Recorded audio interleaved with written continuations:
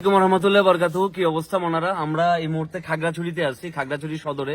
বাংলাদেশের প্রত্যেকটা অঞ্চল যেমন নোয়াখালী, ফেনী, লক্ষ্মীপুর, কুমিল্লা, বারুইয়ারহাট, মিরেশ্বরাই, এদিকে যেমন যেই অবস্থা, খাগড়াছড়িতে লাস্ট 30 বছরে এর আগে এই অবস্থা হয় নাই। অলরেডি চট্টগ্রাম বিশ্ববিদ্যালয় স্টুডেন্ট অ্যাসোসিয়েশন এবং সেই সাথে বৈষম্য বিরোধী ছাত্র প্রতিনিধি খাগড়াছড়ি জেলার যারা আছে, আমরা সবাই মিলে আমাদের জায়গা থেকে চেষ্টা করতেছি যে যে জায়গাগুলো অলরেডি ডুবে আছে কিংবা অর্ধেক পানির নিচে, স্পেশালি উত্তর গঞ্জপাড়া থেকে শুরু করে শান্তিনগর বেশ কয়েকটা জায়গার ভিতরে হচ্ছে রেস্কিউ কার্যক্রম চলতেছে। এই জন্য বাংলাদেশ সেনাবাহিনীর ধন্যবাদ এবং সেই সাথে ভলান্টিয়ার হিসেবে যারা আমরা বিভিন্ন এলাকায় গিয়ে কাজ করতেছি।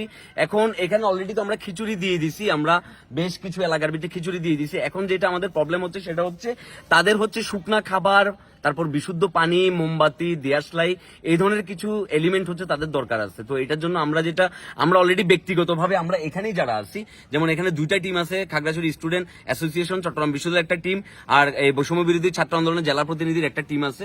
সো আমরা আমাদের জায়গা থেকে নিজেদের ফান্ডিং করে আমরা কাজ করার চেষ্টা করতেছি। ওইটা যদি না হয়, অলরেডি আমি ভিডিওর মাধ্যমে আপনাদেরকে একটা বার্তা দিতে চাই। এই ভিডিওটা বাংলাদেশের কিংবা বিশ্বের যে কোনো প্রান্ত থেকে আপনারা যেখানেই যারা দেখতেছেন, আপনাদের যতটুকু সাহায্য দরকার কিংবা যতটুকু আমাদেরকে সাহায্য করা পসিবল হইতে পারে, সেটা ড্রাই কোনো ফুড, শুকনা কোনো খাবার, পানি, কেউ যদি চাইলে আমাদেরকে পানি কিনে দিতে পারেন, চিরা গুড় কিনে দিতে পারেন, কিংবা কেউ যদি চান সরাসরি আমাদেরকে এই উক্ত বিকাশ নাম্বার, নগদ, রকেট কিংবা ব্যাংক অ্যাকাউন্টে চাইলে আপনারা আমাদেরকে হেল্পগুলো করতে পারেন।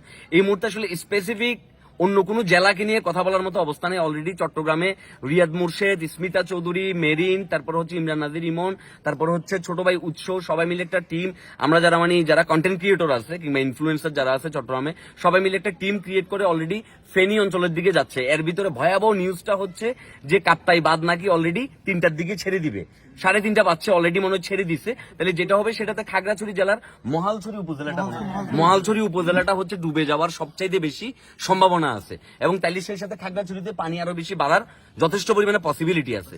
সো এখানে আসলে একজন গিয়ে আরেক জায়গায় হেল্প করবে এরকম অবস্থা নাই।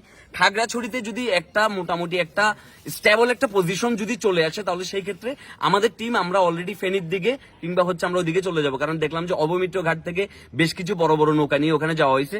সো আমি জাস্ট রিকোয়েস্ট করতেছি যে প্রবাস থেকে কিংবা দেশ থেকে যারা ভিডিওটা দেখতেছেন, যতটুকু সম্ভাবনা হয়, অলরেডি আমার পেজে যদি আপনারা চেক করেন, 2টা বড় বড় লাইভ আপনারা দেখবেন যে আমাদের টিমের যারা আছে সবাই মিলে আমরা অলরেডি খাবার বিতরণের কাজ করছি। এর ভিতরে বন্যার পরিস্থিতি আপনাদেরকে দেখাইছি।